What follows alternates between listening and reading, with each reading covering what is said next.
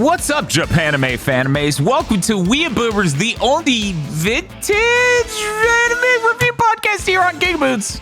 I'm your host, Anime Danime, and with me is Bob, the writer's completely undisguised fetish, Dr. Aggro, and Chris Wolfhard. Writer, animator, director, storyboarder. Don't downplay it, Bob.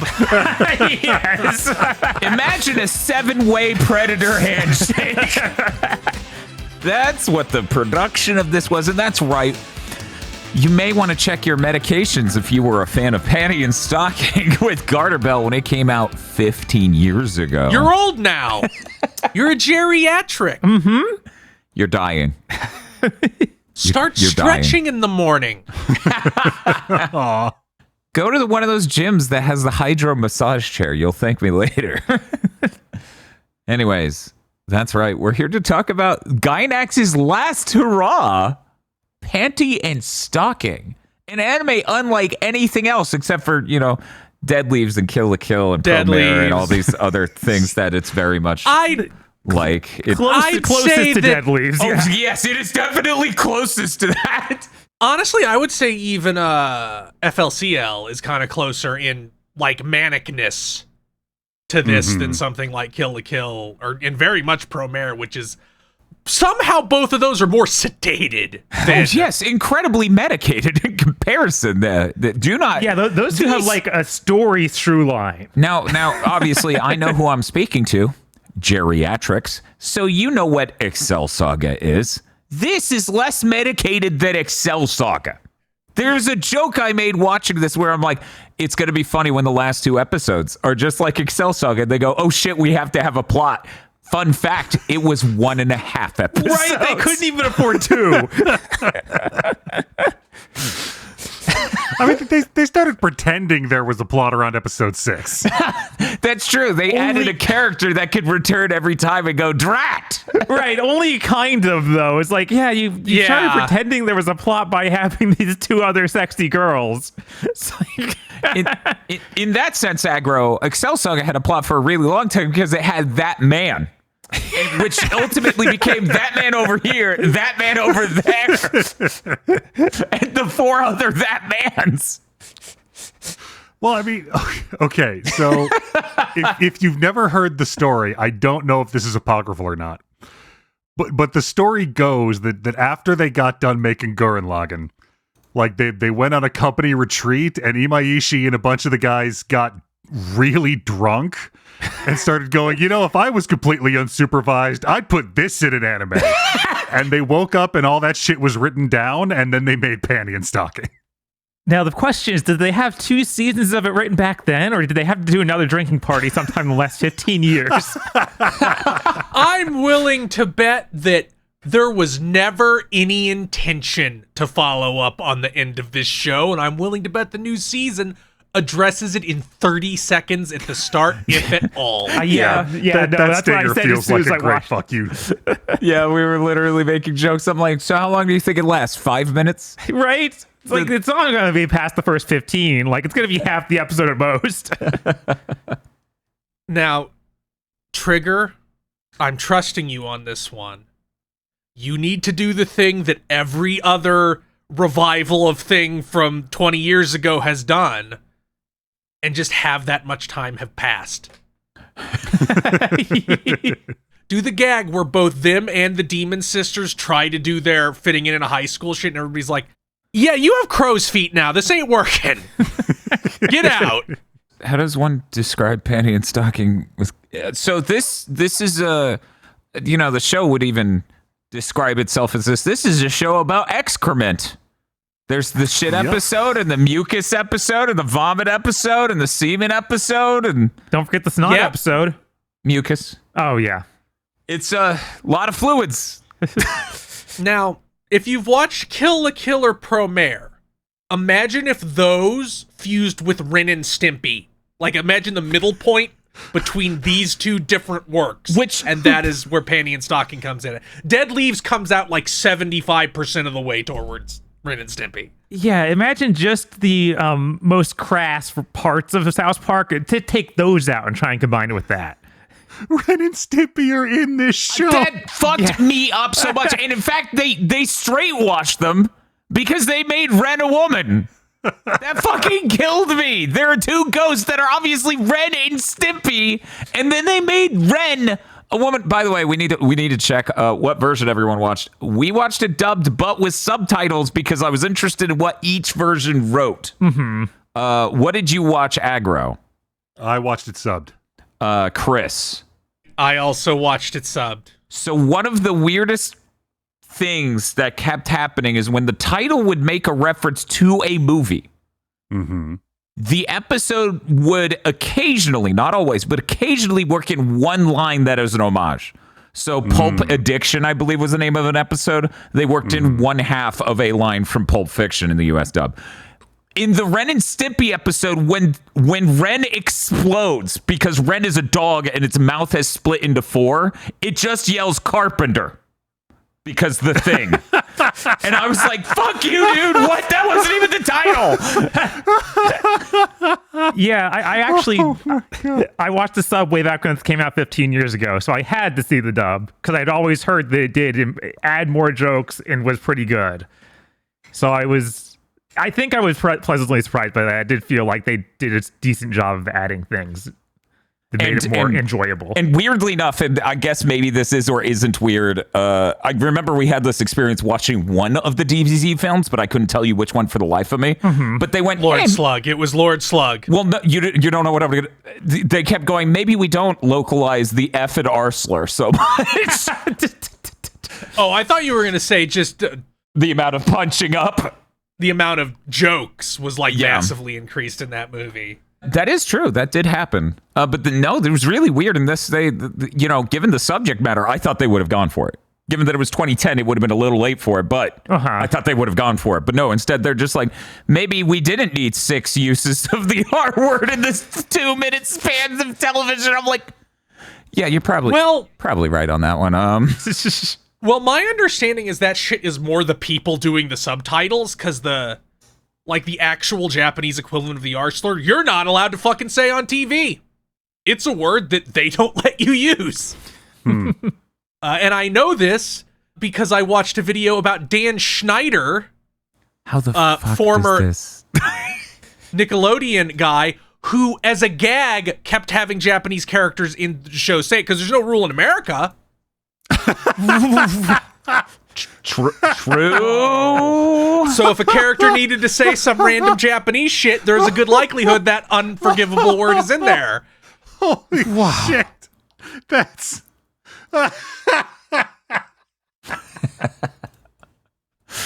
Yeah, it's like, what should our American character say that we're not going to subtitle, and you just have to trust us what another character says they're saying? Just have them say the N-word. It'll be fine.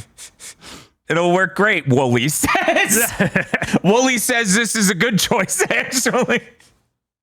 No, go ahead. See what happens.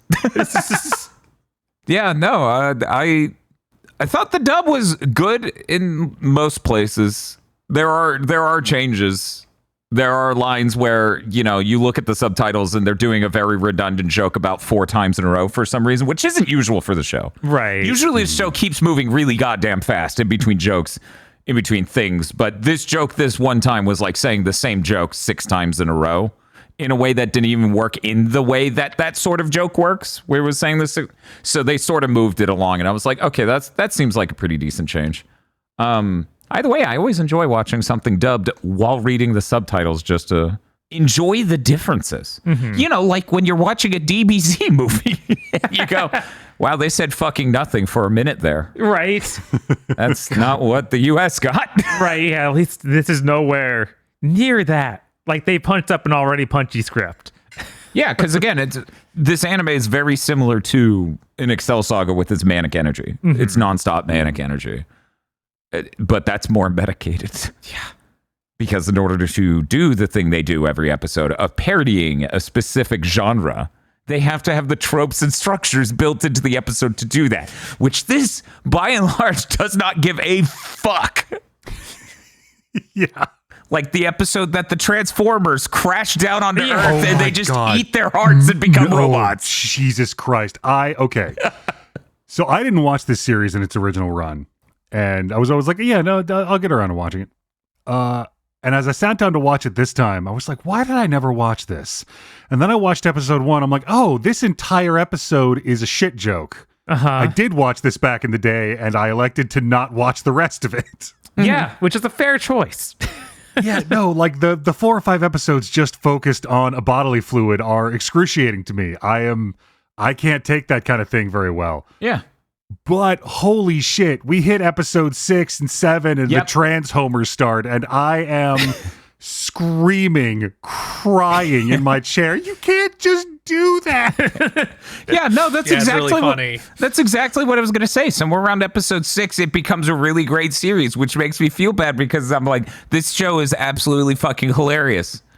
There are so many episodes where I just went, I'm glad I didn't just eat. Unfortunately, there was a point where I ate and then started watching again. I'm like, we can't do this. Can we watch YouTube for like an hour? Right. Watching it a second time, I definitely felt like half of these should have been the full 30 minutes and the other half shouldn't have been here. Yeah. No, there's a bunch in the show where I'm like, there's really good stuff. And then there's just so much of it where I'm like, there's not even a good joke here. It's like a bad stand-up comedian, but just being like, oh yeah, my whole thing is I'm really gross. It's like, that isn't enough. But the fact that it wasn't enough is funny though, right? No. And like it's so weird that one of the bodily excretion episodes is actually really good. The vomit one? Vomiting point. Yeah, no, that's where actually they one like of my go favorite down the episodes. hall to the other part of IG and grab those guys. And then they just, Panty and Saki show up in that, and they look normal. It's really freaky. They don't even look normal in their own normal episodes because they constantly change art styles. But now they're like, they look like this in your hyper realistic, sad art style. God, even through the bad early episodes, I mean, the relatively bad early episodes, it's still just a joy to watch Imaishi fucking go for it. Oh my God. I got the distinct impression through watching this, especially with the just layers of interesting references and all the cool background stuff, this is what it would be like if Gendy Tartakovsky snorted dead leaves and was left entirely unsupervised. Yeah, this thing has mad Gendy vibes. Clearly inspired by American animation. I mean, for fuck's sake, it even had Ren and Stimpy in it. There's Powerpuff Girls all over it. And there's a scene where they literally animate like South Park. That was honestly one of my favorite art style shifts because it looked so fucking unreal to see. It was like, imagine shitty looking South Park looking shittier. Somehow they didn't have enough frames to make that work. Yeah, it's really fucking hilarious that they constantly change art styles and stuff, and usually that's done as the punchline. It's like, oh, they're gonna use their angel powers. Quick, change to a highly erotic, sexualized art style, even though a second ago they had Fire Emblem hooves. Yeah, and they never even keep the outfit from that transformation sequence. That's how detached it is. It is, and like this trips up a lot of people with Trigger's anime later, where it's like, oh, like this is just cheap and it's bad, and it's like, no, you need to understand that these are people at the high end of their craft making conscious decisions about what they are going to animate, picking moments and actions to focus on, and just letting everything else slide intentionally to create that beautiful rhythm and contrast. Like, this series has whole sections of characters talking to each other with 2 frames of animation, and then you get to episode 6 when they do the action scene in the high school, and it's just blowing your shit out the back of your head. Yeah, I think that applies to everything except the first half of the second to last episode. It's a clip reel show. Because it's Are we really doing Gynax. this? It is Gynax, and they ran out of the money at the end again. How did this happen? And then Gynax closed. And then Gynax closed, so they could never do it again.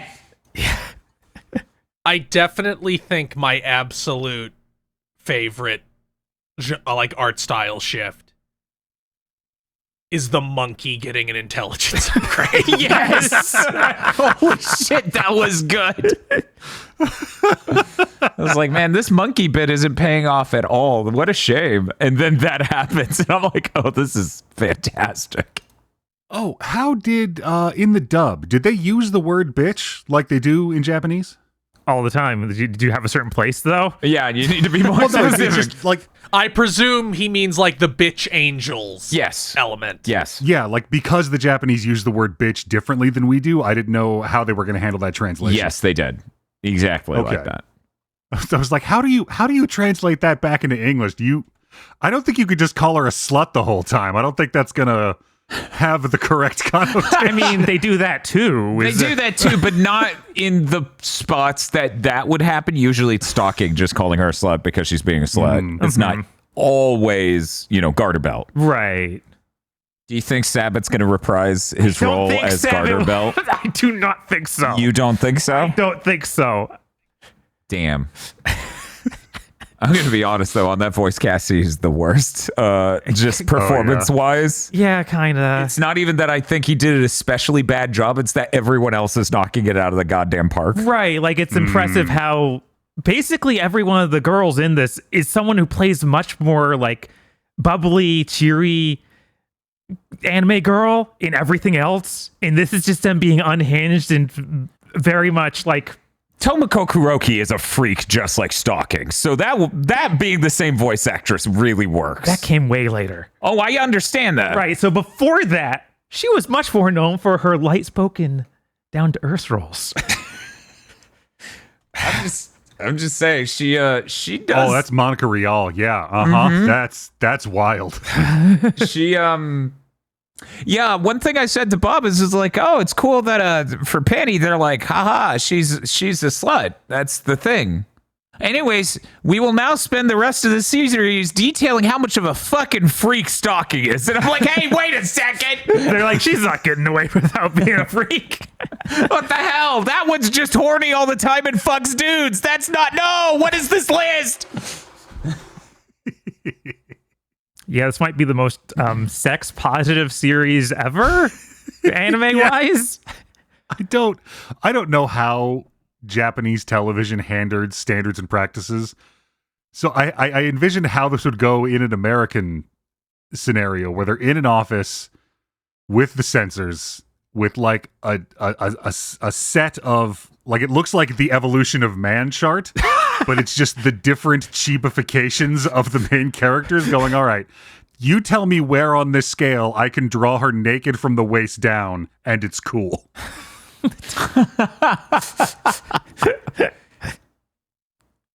I think it's really funny how there are a few episodes where they just didn't have an ending, so it just ends. They just Very cartoon core. Yeah, that only super upset me for some reason back in the day on the zombie episode. But I think I was just already upset because it was a zombie episode. They're just going through all the tropes that they do. And that sucks. And then they couldn't even write an ending. I was like, yep, this sure is an SNL skit or something. yeah, man, chugging this show it's a trip. I was thinking the whole time, man, this would be an incredibly elevated experience if I watched half of one of these episodes a night in the middle of an Adult Swim block. Yeah, that's about the pace it's meant for. Yeah, this is some real, yeah, you did your bowl, and now you can't go to sleep because that raises your heart rate. So watch Adult Swim and watch Panty and Stocking on Adult Swim. It's like super concentrated show.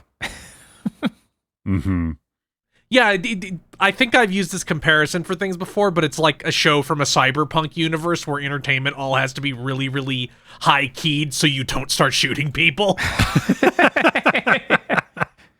This show does what all great Imaishi animation does, where it just it bakes your brain and gets it to vibrate at a specific frequency, especially when you're watching so much of it at once. So by the time they introduce Scanty and knee socks, you think, that's the most brilliant thing I've ever heard.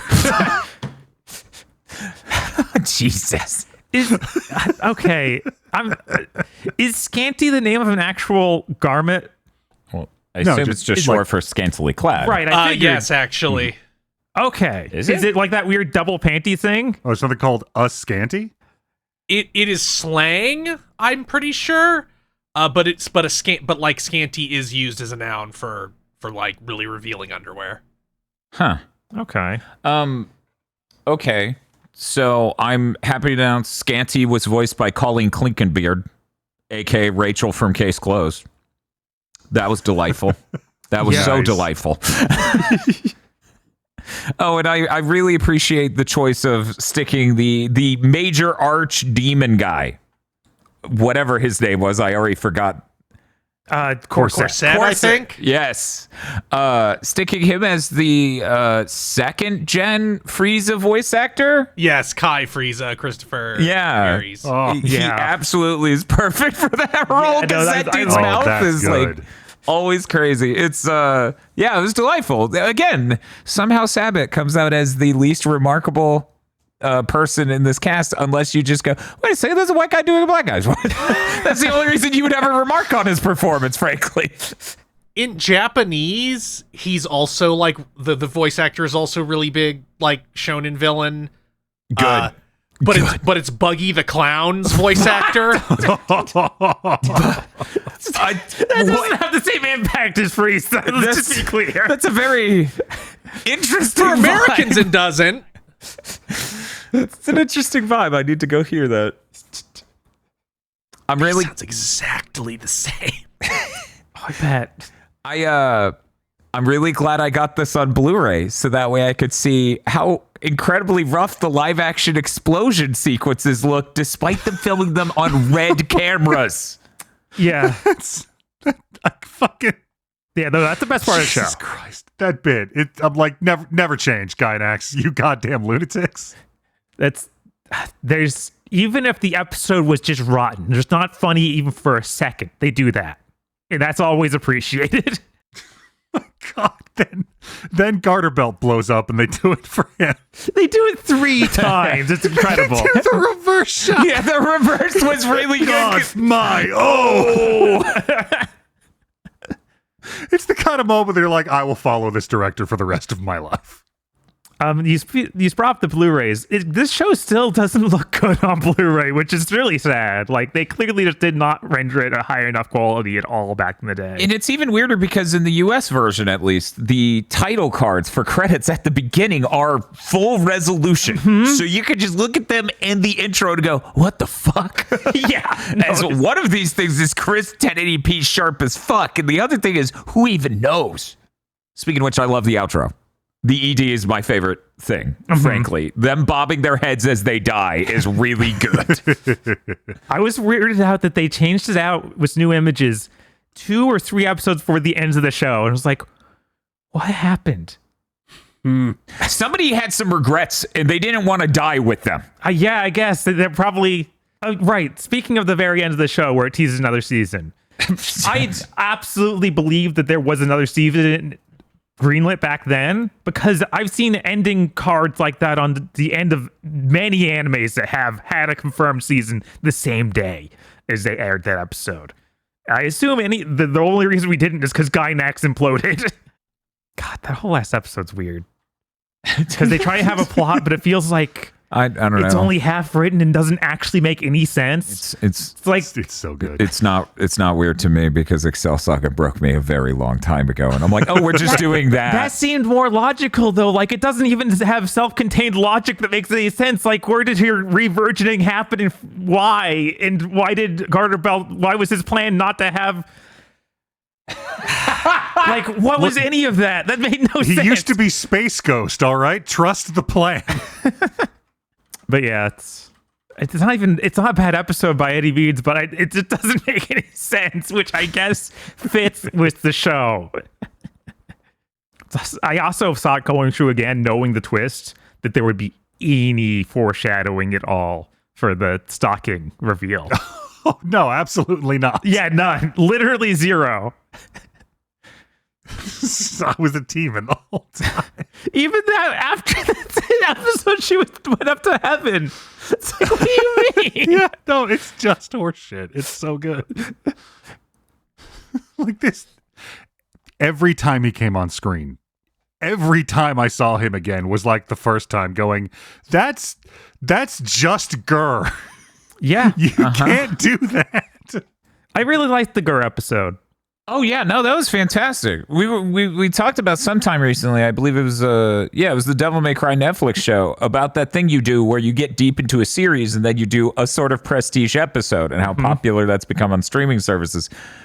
And that was like the joyous version of one of those because it's just like we're gonna just experiment a shitload. We get 3 mini episodes and a music video.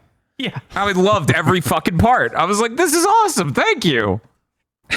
I love that it was like Chuck to the Future 2 3D. So the whole episode's 3D graphics. Real good. Real good. And then they just do Chuck to the Future 3.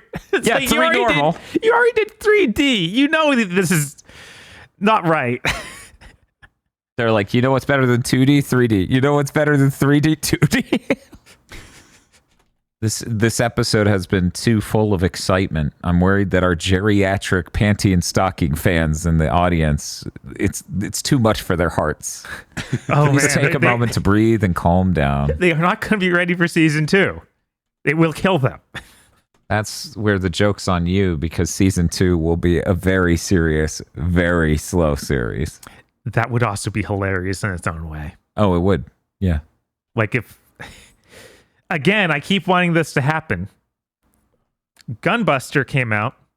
Then the people who did FLCL did Gunbuster 2. And it feels way more like FLCL. So we need the reverse. We need Panty and Stocking to basically be a 1985 or 87 anime. Oh my God. And for everyone's brain to break. That would be the biggest holy shit It would. of my entire life. Trigger's like, we're saving anime with this fucking time machine we found. I just keep going and checking, like Trigger's making Panty and Stocking season 2. Like, because they're making it, right? Like, because they wanted to make it, not because William Street ordered it. Yeah, no, this was that 2 years ago they announced we finally snatched the rights back from Gynax. Those horrible creatures. Mm-hmm. Yeah, they had to navigate the fucking 85 shell companies that Gynax had become to spread all their IPs so nobody could ever get them again. Which I believe was due to Anno finally finding a way to hit them with the hammer that killed them. Yes, I believe that is the case. So they got the Gurren Lagann rights and the Panty and Stocking rights back. Which I guess they did like US re-airings of the films at some point for Gurren Lagann, which I totally missed. Oh. I'm just glad that we've obviously, not to troll our audience at any point, have redefined what is vintage anime. And now we can do so much moe bullshit. It's time. God. You ready for the Lucky Star WeeaBoomers? Nah, we can't do that until they announce a revival, until they announce an anime adaptation of that manga where they're all 35. Well, Oh damn. my God, I forgot that's a thing. I guess we're going to have to review Midori Days instead. Yeah.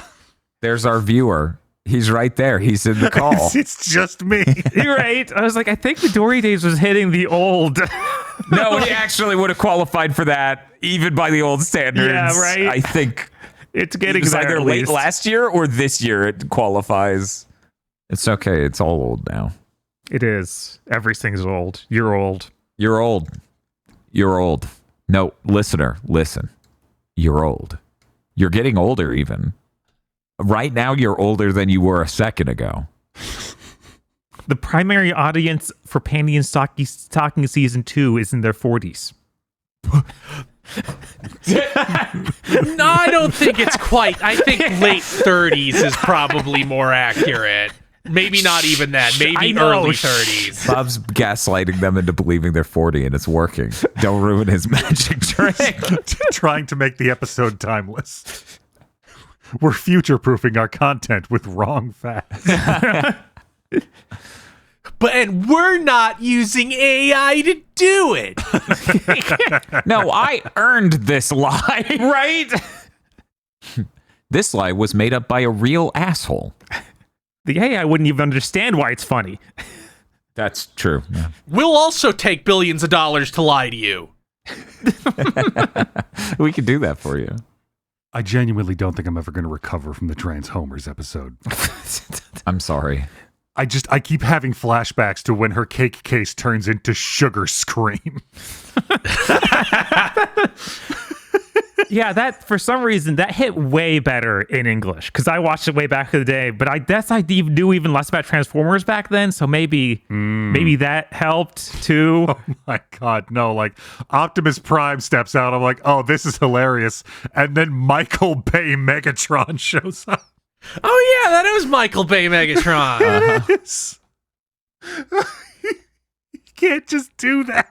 Oh yeah, that's right. They had absolutely absurd names. Like, yes, they had different names in America. Optimus Prime was Cocktimus Prime, and that ruined me hearing that voice say that. yes. I love how tired of it the announcer gets by the end. It's like, am I really doing? What is this show? We're still doing this. I love the fucking logo branding transitions, just like Transformers, where it's like do do do do. Absolutely incredible. Yeah, another thing in there is just the smug look Stalking always has when she's a Transformer. Like there's no other face; it's just smug. Yeah, no, that's the way it is. And so you know she's evil. So let's see. Off the top of my noggin, we had shit, mucus, vomit, cum, the weight gain episode, see, with all of these episodes like this, that's why I keep saying the one where it's like, oh, there was like a Little Red Riding Hood and a weird wolf demon. I'm like, that one's so normal. That one is weirdly medicated. You're just such a normal episode about sisters being upset at each other and then one needing to bail the other out. What are you doing in this series? I have no idea. I will eternally think of that one episode and go, what were you doing here? You're right next to like what's probably the cum episode and the episode with the high school nudity.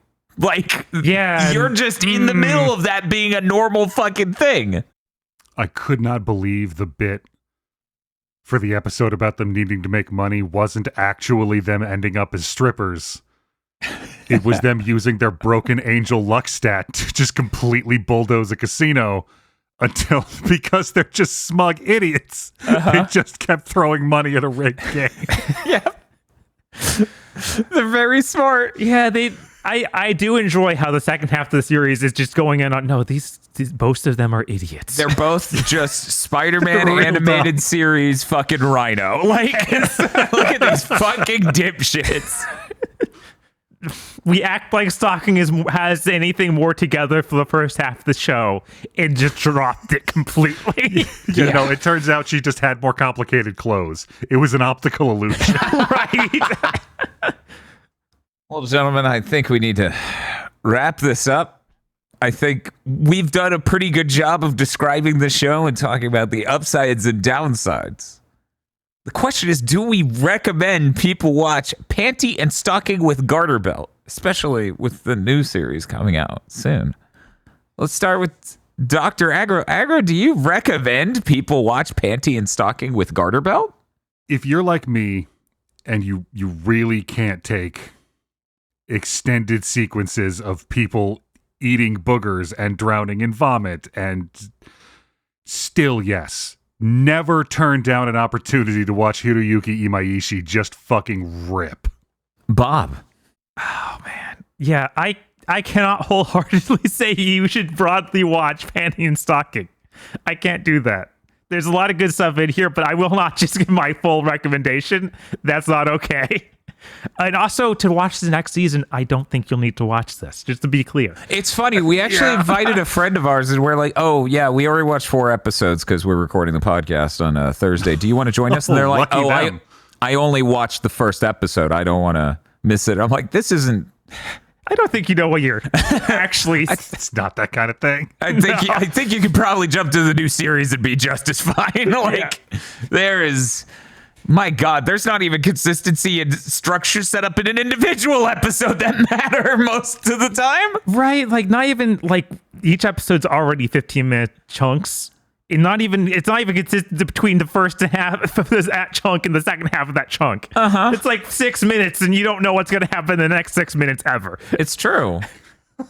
Yeah, I remember pausing it in the middle of the Transformers episode to like go to the bathroom and thinking, what the fuck do you mean I'm only 8 minutes into this? I know. Yeah.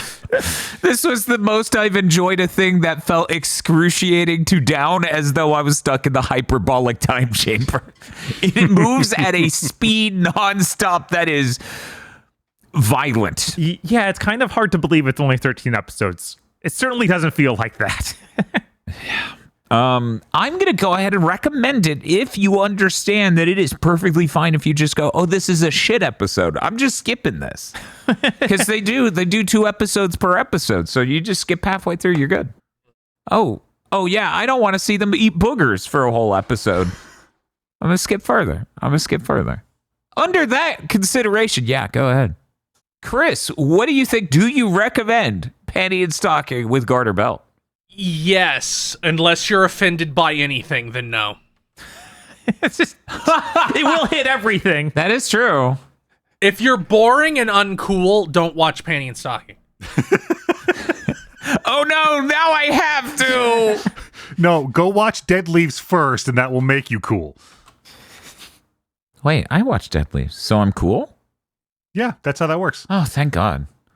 I'm glad I kept my PSP around to watch it on a UMD. I was going to say, it only really counts if you watch it on UMD. It's true. I watched it on UMD with my neodymium drivers on my Logitech headphones, specifically made for my PSP. God damn. My pussy can only get so wet. God, do we really have to end it on that? I mean, we could end it on anything. Bob, you make a funny joke. No. No, nothing? No. Oh. The executive producers for this month's GigaBoots videos are Spaceman Spiff, Red Blaze 27, Brendan O'Sullivan, Cooper Tank, BN12, Rado, Virmvarm, and Matcha Bunny. Thank you very much to our executive producers, and also these guys. If you want to become an executive producer or a normal patron, head on over to patreon.com/gigaboots today.